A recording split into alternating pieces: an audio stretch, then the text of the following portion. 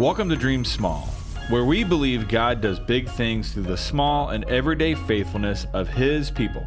I'm Jason. And I'm Whitney. We're a family of 8 who's fostered, adopted, and stumbled our way through learning that small, everyday choices can change lives. In a world that tells you to chase big, we dare you to dream small. Because you know what? It's not about chasing fame. It's about choosing faithfulness.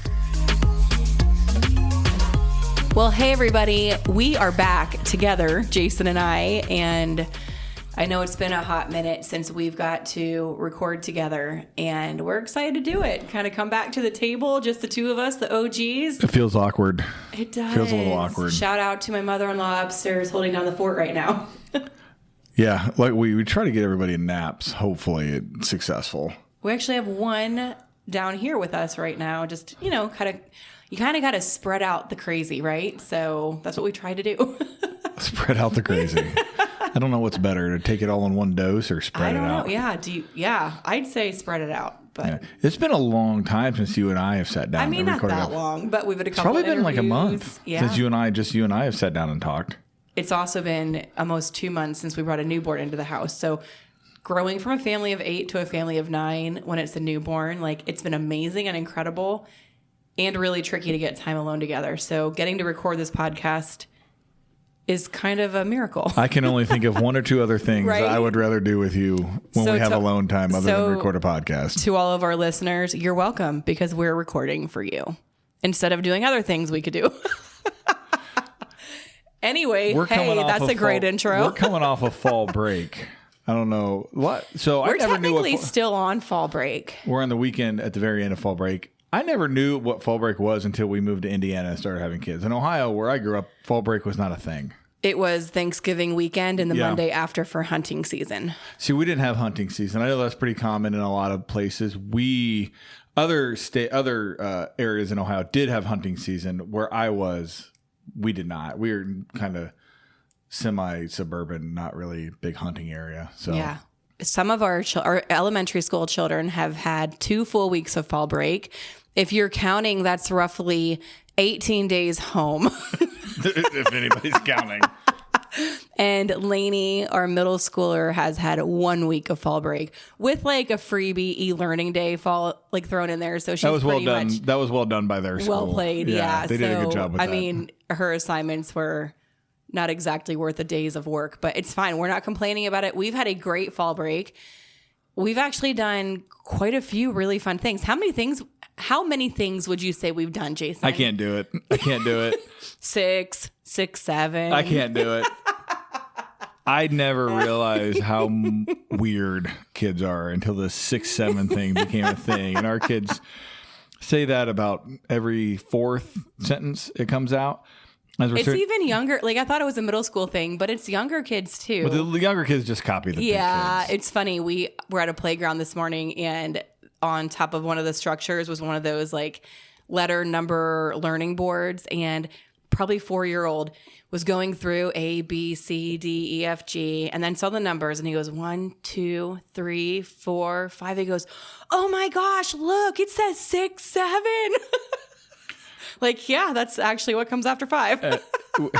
Our kids, we have a calendar next to where we record, just kind of, I think Whitney's original intent was to be organized, to be organized and write down what we're going to talk about. Yeah, so there's literally 0 written on it for the month of September. Stop it. September's completely blank. Okay, but there's a lot with stuff. You did good too. June, July, and August, yes, but September's literally blank. And then for October, on one day, there says a 6-7 podcast. On October 6th. On October 6th. So that's it wasn't my handwriting either. No, that's Delaney's, I think. Yeah. She kind of writes like a toddler sometimes. Well, it's a weird angle. It is. Yeah. Okay. What are we talking about today? Well, I don't know. My screen just went black. Hold on. Okay, so what we're talking about today, we're talking about the value of community for foster parents. Yes, we are. Whitney is actually going to be a published author soon in a foster care magazine, and once that's officially released. Well, I mean, technically we were asked to write Sure. it. I mean, I'll take it if you're going to actually say that. I wouldn't really say it's Jason's word. Is it going to say Jason and Whitney Small in the article? We'll have to wait and I hope see. not. I hope it says Whitney, because I didn't do anything for it. You proofread it for me. Kind of, yeah. I mean, as good as my So did my state mom, school education. but her name's not going to be on it. But your mom was an editor at one point. Yeah, her editing was way more valuable than mine. She's going to be a published author soon in a magazine. You're giving me like way more credit for this. It's a big deal. It's awesome. So that is going to be published soon, and we figured we would do a quick show on kind of the topic of that article, which was the importance of community for foster families. Well, the title is Community in the Chaos. Right, but right, yes, thank you. And the tagline is why foster families should not do this alone. Just to be clear. Said another way is why foster families need community. Well, if you're talking about the article, I'm not. I was just highlighting the fact you wrote one. Do you and we're talking right now? Maybe we're so awkward being not alone together. We don't know how to handle it. Tension. I was going to say something else there, but yeah. Never mind. Sorry, guys. Welcome back. Whitney's brain has been around all these kids. 18 days. I took the second week of foster Thank God. break, fall break off. So I've been home. I could so I've literally helped her kiss your feet for that. Ew. But I was going to say something else again with the Stop theme of the it. episode. But never mind. But yeah, so her brain is a little malfunctioned. Yesterday, she's like, "Oh, I'm going to be so bored next week with only wait. 2 little kids at home." And What am I going to do? It'll be so quiet and not awful. I don't think she's saying it's been awful, but it's been a lot with everybody. just been- There's a lot of personalities. So, a couple months ago, I posted on social media and I said, if you're feeling understimulated, come over to my house at 3:30, ending Monday through Friday. Now I can say, just come over because you'll get overstimulated real fast. Yeah. I'm glad Whitney has the capacity to be gentle with all these kids. Yeah, I don't know that I do. My week home, I've been like, oh my gosh. Yeah. I was like, maybe you have anger issues. Like, I think, you okay? I told Whitney about a handful of times, I think I'm getting an important call from work and they need me to go in. Do you remember that one time you took that cookie and threw it outside because you got so mad at me? Because I took a bite out of it? Did you make a big deal out of a Anger cookie? issues. No, you did the thing. Hey, do you want one? No, I don't want one. And then you ate part of mine. So you chucked That was it in the early outside. part of our marriage before I accounted for the wife factor Now you when just getting saved food. me a little sip. Now I just get you one because I'm not whatever. All right. Sorry, totally off topic. Community. Focus. We need it because look at us. We would be a hot mess without it. Done.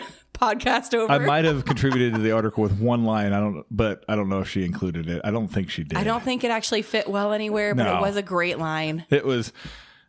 The visual is think to Tom Hanks in the movie Castaway, where he's stranded by himself on a desert island. And the difference between being stranded on a desert island or being at a lovely vacation on a Caribbean island is community. It's being around people. That's the biggest difference is people. And foster care is not that dissimilar. If you're not, when you get to one of those stages when you're on an island, when you're isolated, it is really hard. Yeah, and this is not only for foster families. This is truly for everyone. God created us for community, to be in and be a part of and be a valuable contributing member of community.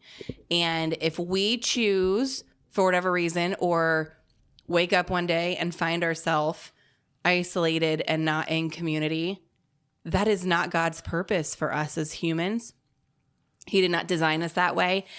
And it stinks. And if you have ever felt the lack of community, that brings a lot of feelings of isolation. It brings a lot of sadness. I mean, social media alone causes that, right? Because you have this false sense of community. I'm talking about the real, deep, meaningful, face-to-face, tangible people interactions. That's community. I'm not talking about fake community, online community. I'm not talking about that. You're not talking about the mom groups? I'm not talking about mom groups. I'm not talking about autism support groups online. Like, I'm not talking about, the local town chatter Facebook group online. I'm not talking about next door. But they're so productive and helpful and valuable. For coyotes. Yeah, thank you. Shout out to you, Ray Podesta. But So I'm talking like real community, meaningful community. So I felt, when I was asked to write this article, I had, unlimited options. They just said, we would love for you to write an article. They didn't give me any It was no guidelines, right? About They what just you said want. it's for people who are fostering. So please write something that will be meaningful and helpful and encouraging to that community. And here's your word boundaries. Yeah. Have and that was fun. it. Yeah. And, I procrastinated like I'm always really great at. And a day before it was due. You asked for an extension.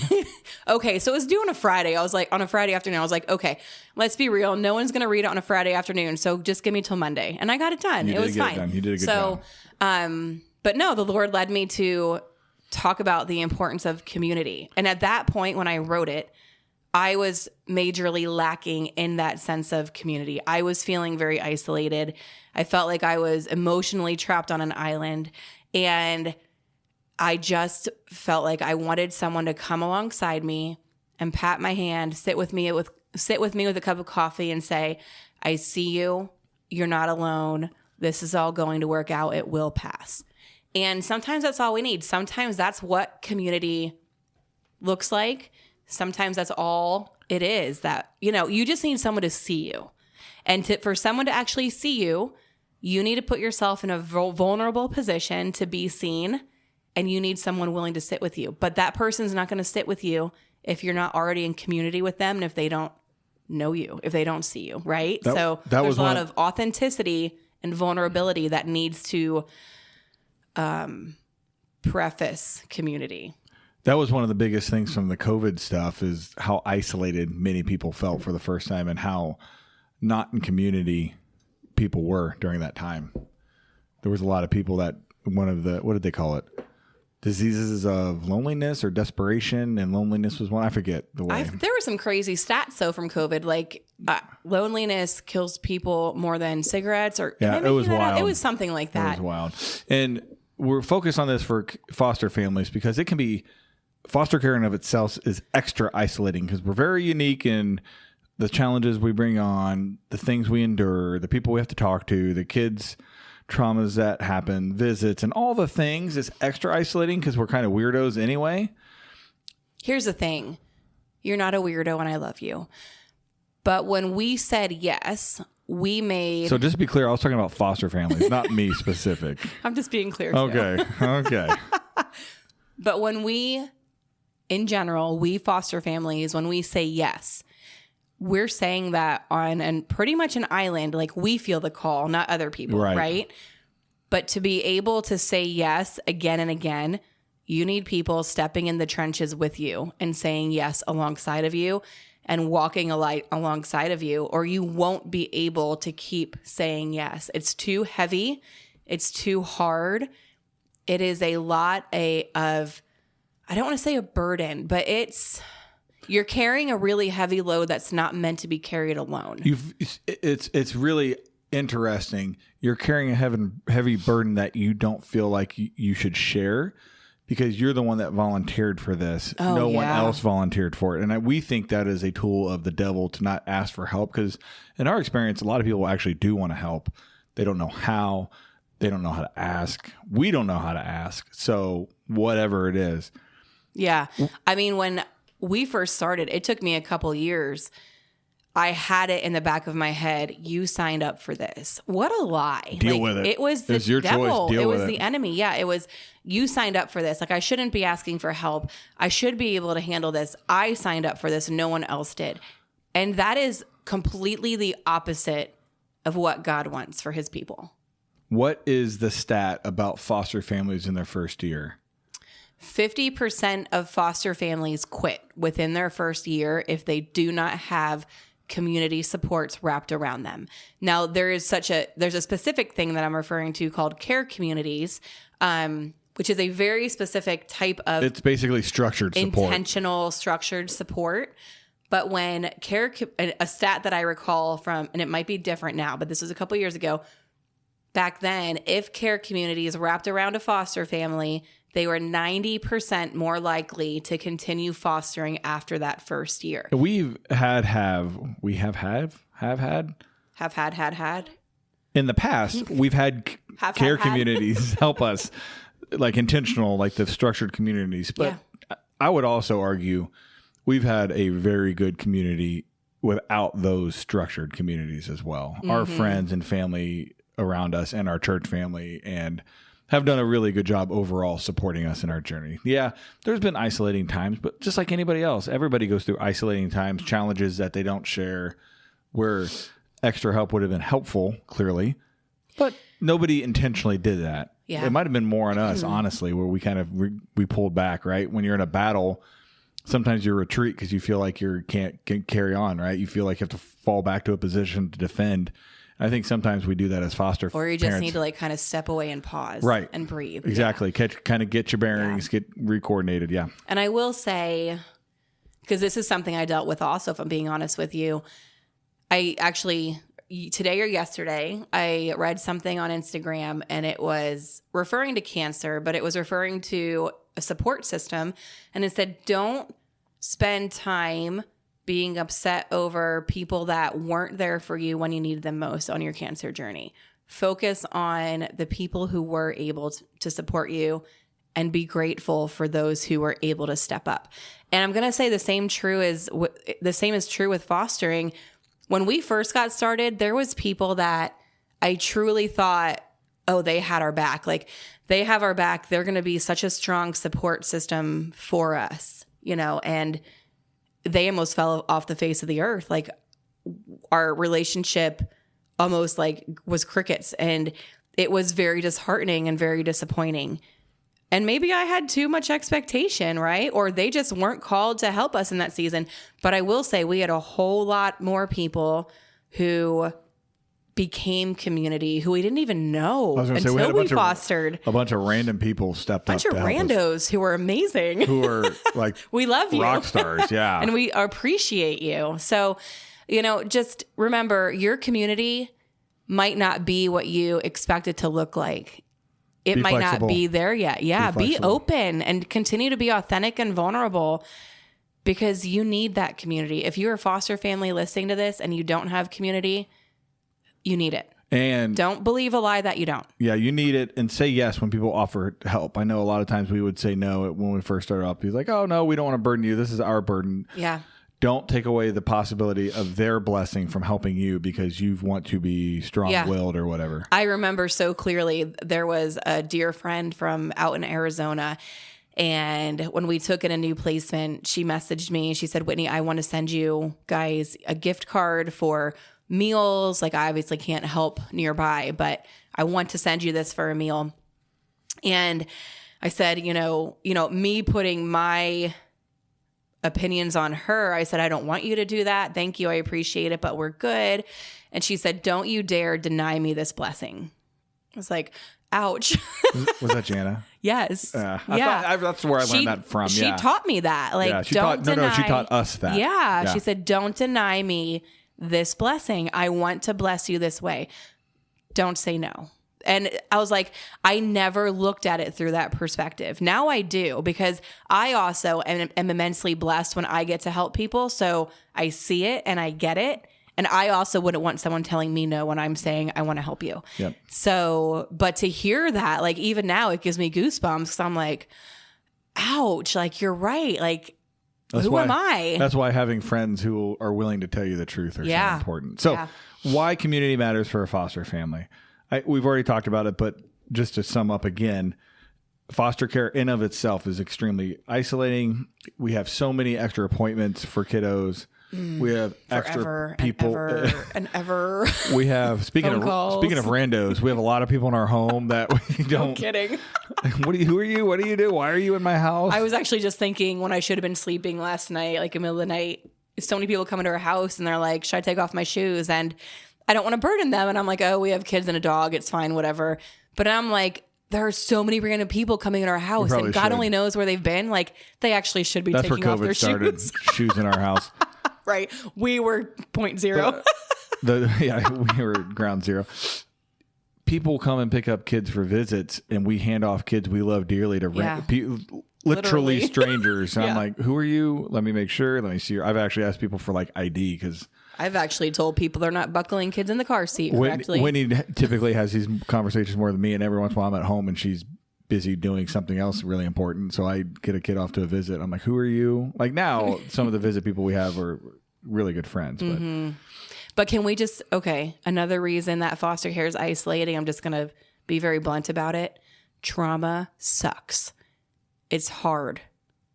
It is isolating. No one gets it unless you're in the thick of it. We don't even get it. I mean, we don't. I'm learning every day, like the impacts of trauma. Like it is isolating. And when I wrote this article, that's exactly why I felt isolated. I mean, people will look at, you're out and about and kids, I keep crashing out in public. And people are looking at you like what the heck's wrong with your kid? And they don't understand. I mean, Exhibit A, we were at a trunk or treat today. And I didn't get to tell you this yet. Okay. Lainey and I were having a little debrief session in the car, and she reminded me, I was like, oh my word, we were at a trunk or treat today. And, cute trunks, fancied up, giving out candy. This was specifically for the autism community. So they were handing out a lot of, brochures and information for different providers and everything. And there was a Hocus Pocus trunk, big pot of like the movie? candy. Yeah, like big pot of cauldron of candy. A couple like light up candles, like electric ones that you turn on to like add to the decor. Oh, cool. Yeah. Well, one of our kids decided that instead of the candy, they should take the candle. Is that our 3-year-old? No. Oh. We're talking trauma. It was a child who's been through a lot of trauma. So she just pushes buttons and tries to do everything possible. And we have no idea why. We don't know why, but which is both hard and sad. Yes. And this could have been a huge public outbreak of an episode. Thank God it wasn't. And candy for the win. But yeah, like, I mean, and most people don't understand that, right? No, this lady was baffled. I was like, I'll figure it out. Like, it's fine. But it's interesting that a lady who was running a trunk or treat at an event for kids with autism who have very unique behaviors would react that way too. Yeah, it was interesting. The trauma with foster care is what makes it extra isolating because we have to make decisions for our family that we would rather not make, and we have to do it. And a lot of times it isolates ourselves intentionally because we don't want to ruin other things for people. And so, yeah. Yeah, it's complex. And I mean, that could be like 10 episodes. Yeah. But it's very complex, and it is a very big reason why it can be very isolating, and it just goes again into the importance of that community. We're going to, let's share some fun examples in our journey of where our community has really stepped up and helped us out. Okay. This is fun. What's your favorite one?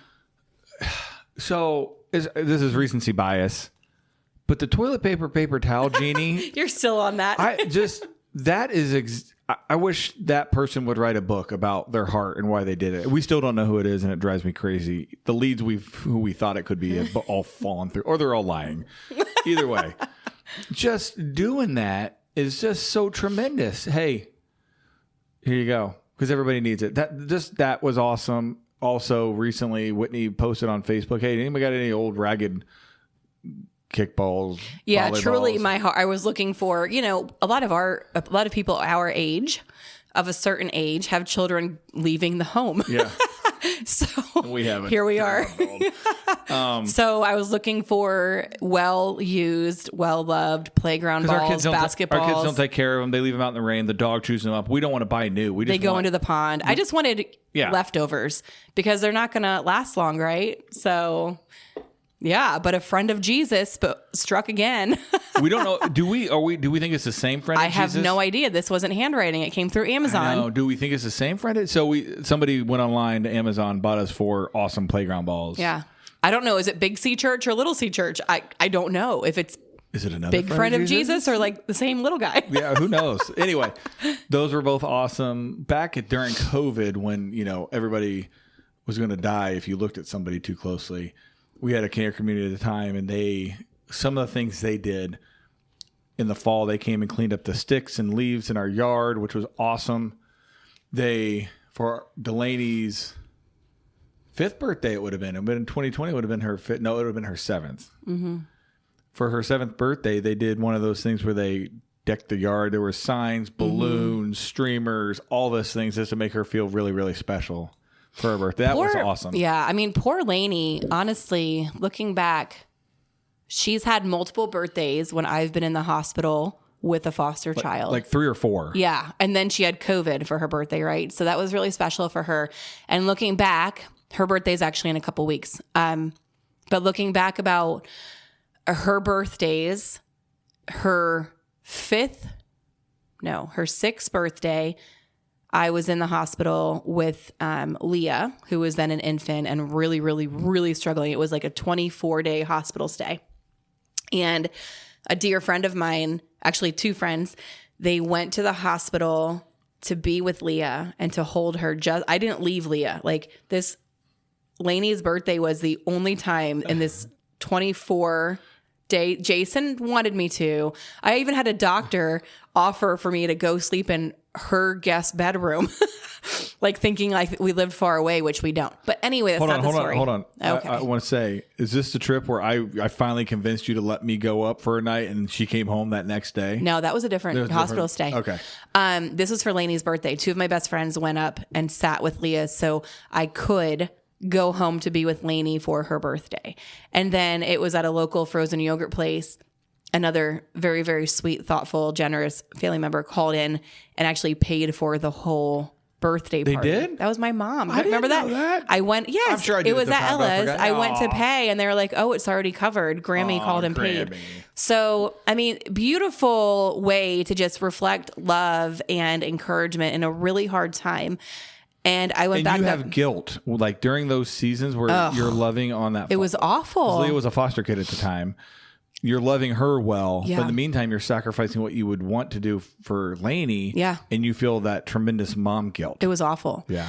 And backing up a year before that, we took placement of a brand new newborn baby right out of the hospital on October 30th. Her birthday is November 6th. So we were 1 week into a newborn. And we had a little birthday celebration for Lainey's 5th birthday at home. But when my best friends came over, she brought dinner for all of us. Yeah. We had cake. Just, special ways like that to see us. I didn't express that like, oh, I can't do anything for Lainey's birthday. We have this newborn. Leah's being in the hospital. I never once complained like, I really, really need someone to come up here with her because I would have never left her. But they said, Whitney, you need to go. Yeah. We're going to go. Right. That's a great example. Yeah. Some less specific examples. How many meals do you think have been provided for it? Over 100, easy. Oh my word! I mean, so we've been foster parents. We have for been 7 years. so blessed. There's been multiple meal trains. Yeah. It's funny because when we took this placement, I was like, man, like a meal train would be really helpful. Then I'm like, silly, Whitney. No one wants to make a meal for 9 people. We don't like to make a meal. Yeah. But no, I mean, there's no room for complaining because. I mean, we had a meal train when we had our miscarriage before we even had foster children. And it was a blessing then when it was just you and I, really, because we had toddlers. Kids, yeah. But foster care meal trains, holy moly, there's been so many. Another really cool thing that I just thought about talking about meals, the day we adopted Leah, my best friends all chipped in together and had lunch delivered to our house because they were like, what are you doing after? Oh, yeah. And I was like, oh, we don't really have any plans. Like, we'll go home and the kids will take naps. So they had lunch delivered, like a really nice Italian. We had family in town and everything. Stuff like that, just kind of seeing us. And I don't think ahead all the time. So no. I'm more of a like in the moment. Like, I mean, speaking of in the moment, I was just thinking during Lainey's most recent Lainey's Love Drive, Angie, our friend Angie, once or twice, she was hanging out at the house. She's like, hey, can I buy everybody lunch? We were like, no. She's like, no, let me buy you lunch. Okay. Like just stuff like that is awesome. We've had people babysit. We've had people transport children here or there. And I know for you, one really big thing was when right after we started fostering, you were a blubbering mess in our bed crying during the day. Like you weren't here. No, I was at work. Go ahead and tell everybody that and we'll move on. Our first placement was really hard. And if you catch episode 22, when Lainey interviewed Jason, she referred to it was a 1.5-year-old child, but she chucked a laptop at Lainey. Like she was really hard. She would pull her hair out. I mean, I'm talking like bald clumps. And she would pull her own hair out. Yes. Yeah. That's what I'm saying. She was very challenging. And I mean, at this point, Lainey was 3 and Benny was 2. So everyone was young. I was still new to this whole parenting thing. But it was I just felt like I can't do this. This is too much. During nap time, I think it was a Tuesday afternoon. I remember it was beautiful outside and I should have been outside getting some vitamin D, but I was just up in bed crying. praying because I'm like, God, are we supposed to do this? Did we jump in too soon? What are we doing here? Like, we're not making any headway. I'm exhausted. I'm failing. My kids are not okay with this. I'm not okay with it. We're not helping this child. What are we doing? And there's a knock at the front door. And there's no FedEx truck out front. There's no UPS truck. Which is shocking for our house. Usually that's what it is. There's a knock at the front door. And I did not want to answer the door. I just wanted to ignore it. I was like, oh, it's probably like a salesman. But something inside of me said, go answer the door. So I did. And it was a sweet, dear woman from our care community. And she was holding a bouquet of flowers and a card. And that's it. And she said that she was grocery shopping and she felt such a strong conviction to stop by our house. So she brought the flowers so she didn't appear empty-handed and asked if she could pray over me right there in my doorway on our front porch. Her obedience to her faith that day saved me and truly might have kept us on this foster journey because her obedience to God's call came at just the right time when I needed a reminder that I'm not alone. It was a giant breath of fresh air for you. Oh, I put those flowers on my kitchen windowsill so I could look at them and see them. And it was such a beautiful reminder that we are never alone. And I remember coming home from work that day and how rejuvenated you were. Yeah. Because, I mean, we were ready to quit at that point. And I didn't get a nap either. I was just, we were ready to. It filled my soul. We were ready to quit. Oh, I think I already had the email typed out that we were disrupting placement. And then, yeah. Boom. Okay. Bottom line.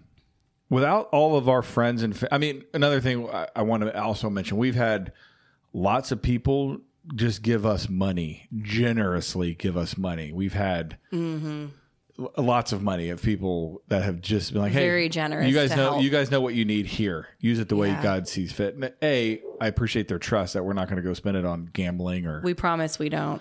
These kids are not cheap. No, they're not.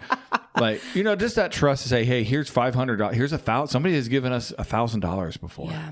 Maybe a couple times. I don't go overboard here. No, I'm thinking of the foundation. I'm not going to say their names. Who? Yes. Yeah, they've been wildly generous. Been very huge blessing. I mean, yes. And even the ones where people give quote unquote less in the form of a gift card or a group that gets together and makes a really sweet gift basket for the family, like a movie night gift basket with popcorn and movies and games, right? Like anything like that. So to say we would not be soul fostering if not for all of the supports we've gotten over our 7 years. There's no way.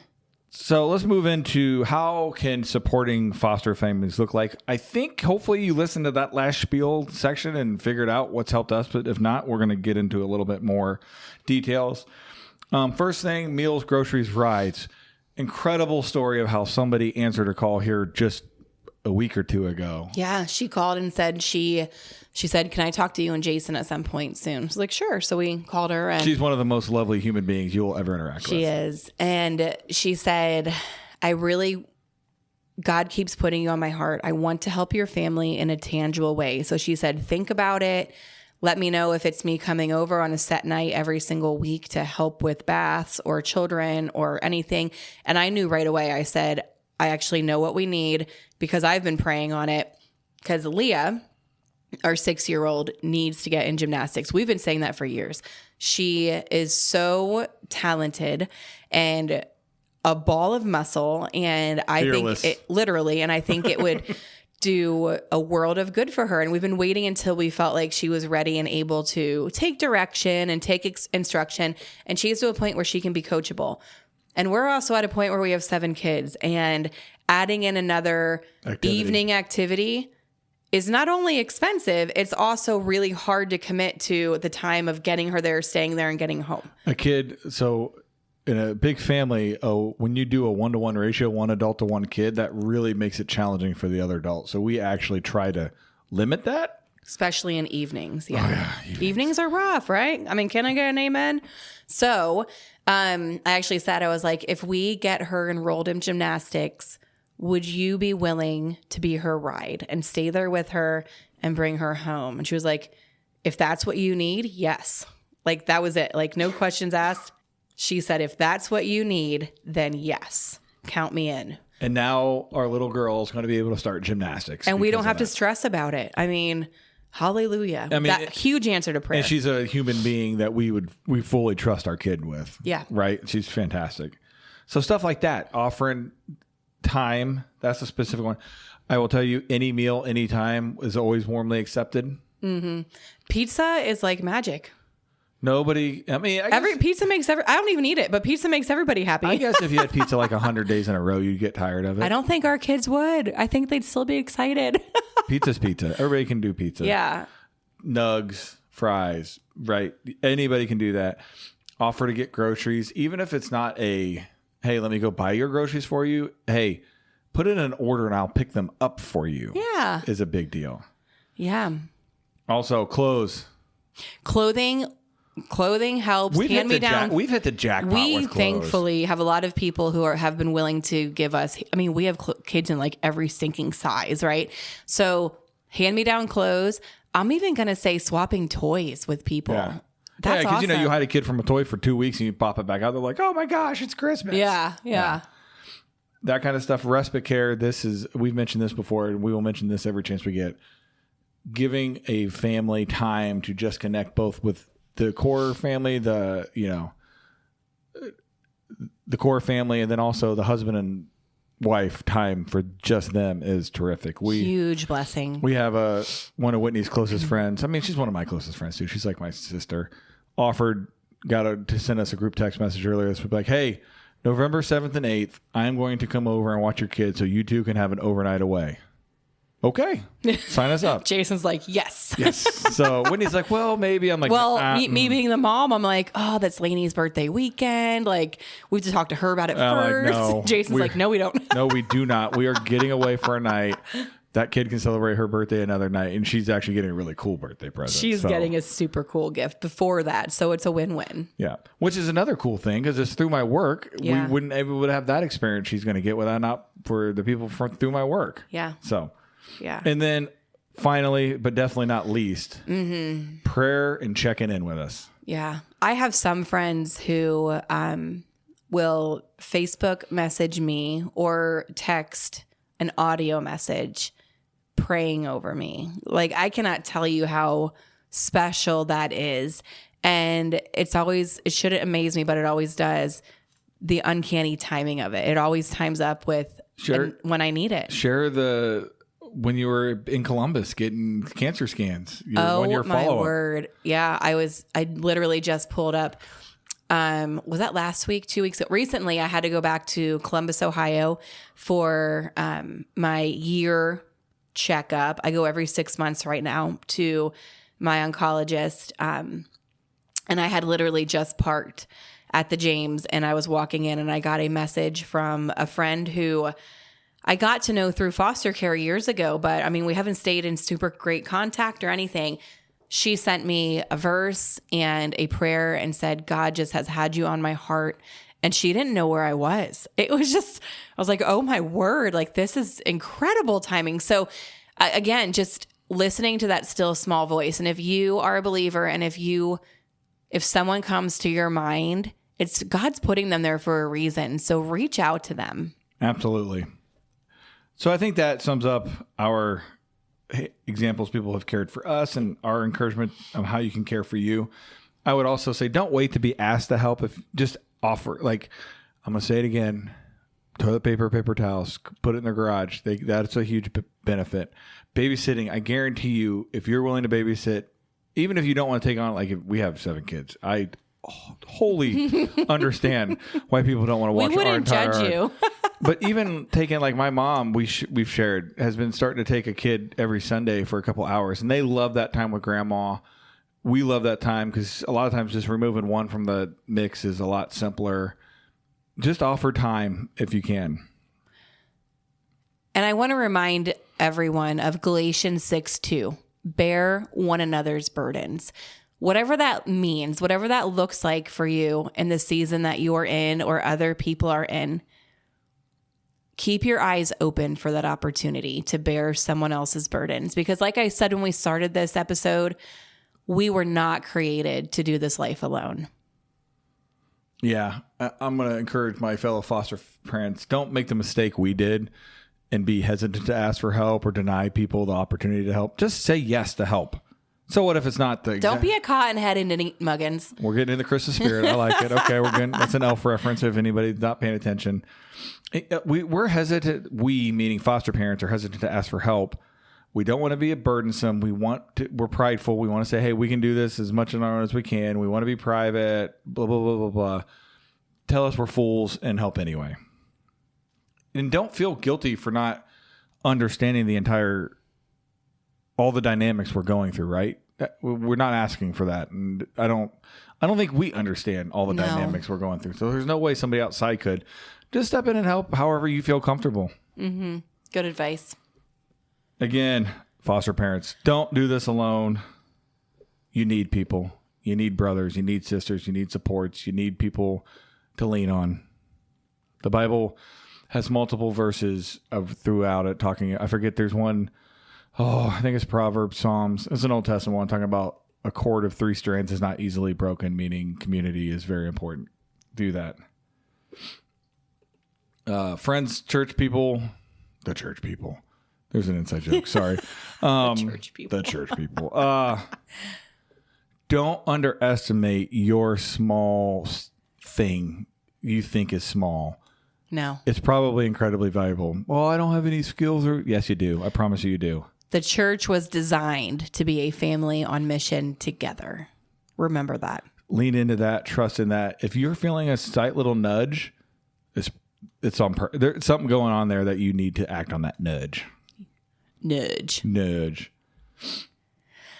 So, you guys. I think that's it. I know. We went 40 minutes. Of course, we haven't done this together for a long time. So I missed you. It was great talking with you. It was a good time. Now we have to go back up and paddle.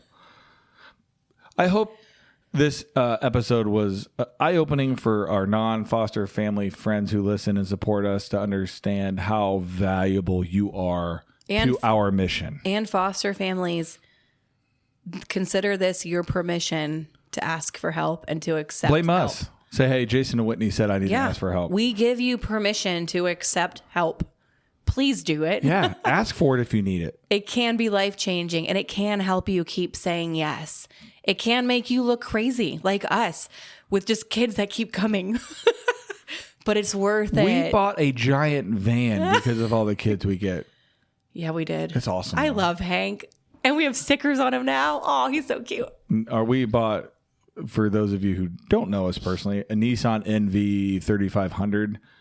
It's gigantic and it is awesome. It's amazing. We've told you. And he's affectionately known as Hank. And he's still not big enough. We actually went to. Oh my gosh, no. He's not big enough to hold our family and a wagon and a double stroller. Which we needed apparently the other night because we went to a harvest festival, like a walk through a park with lights and everything. Stuff, yeah. And we needed to drive 2 cars. So, a minivan is typically a large vehicle. That's what our small vehicle is, is a minivan. And then we have Hank, and we had to drive separate because everything. I had to laugh. Jason was determined to make everything fit in Hank, and it just didn't. It could have worked. I was like, Jason, we need to drive separately. It could have worked. Yeah, with a wheel on Braden's face. He's tough. All right, you guys. Thank you for joining us, and I pray that somehow you got an idea how to be community for someone else, or how to accept community, the importance of community, and whatever it might be in your way of preventing community in your life. I just pray that you truly consider that and let go of it. So until next time, keep dreaming small. Thank you for listening to the Dream Small podcast. If you're listening on Apple Podcasts, please tap that follow button and leave us a review. It helps other people find my mom and dad's show. If you're on Spotify, please give my parents a follow and a 5-star rating. And wherever you listen, don't forget to share the show with a friend who needs a little encouragement today. You can also follow us on social media to stay in the loop. Instagram at Dream Small Podcast, Facebook Dream Small Podcast, Twitter or X at Dream Small Show. Or email us anytime at dreamsmallpodcast@gmail.com. We love hearing from you. And remember, just dream small. See you next time.